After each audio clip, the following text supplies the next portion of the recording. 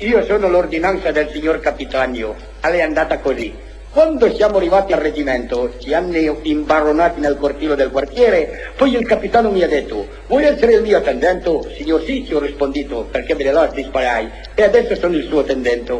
Ieri però mi è arrivata bella, il mio capitano mi ha chiamato e mi ha detto: senti Camela, oggi sono invitato a pranzo dalla signora contessa qui di faccia, ma vi è troppa tichetta, io non ci voglio andare. Guarda, facciamo una cosa, va tu dalla contessa e di che io mi sono messo a letto con un po' d'ingina, poi passi al ristorante qui sotto, ti fai servire un buon pranzo e me lo porti su, hai capito? Capito, capitano?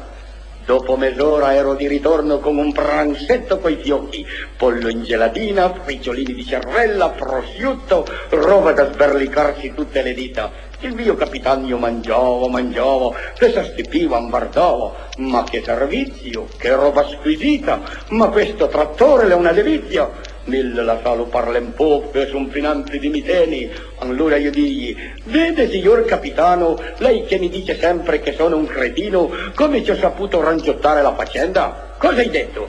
Ecco, io sono andato dalla signora contessa e ci ho detto: siccome il mio capitano non ci ha la tichetta, così si è messo a letto con la Gina e per conseguenza non può venire. Ma se lei credesse bene di darmi il pranzo che il signor capitano verrebbe a mangiare qui, io ce lo partisco a casa e così tutto l'è rappattonato.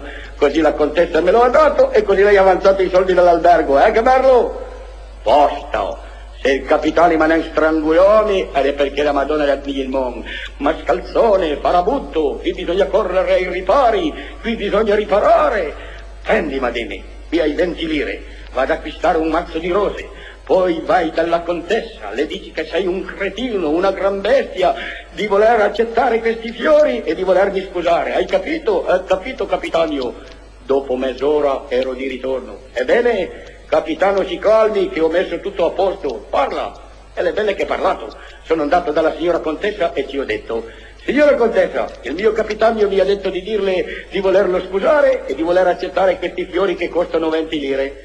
La contessa ha preso i fiori, si è messa a ridere e mi ha detto: bene, di al signor capitano che le belle scusato e a te prendi. E madame deslire: ah no, cara contessa, ci ho rispondito, a me non me la fricca, il mazzo costa 20 e se al capitano non ci portisco le 20 lire mi sbianca dentro. Ma il capitano mi ha appena lasciato finire: va via, se non ti strozzo! E mi sono scappato via. E poi si dice fare le cose a dovere, è inutile, c'è il cazzeban, anche smunda qua sempre mo'.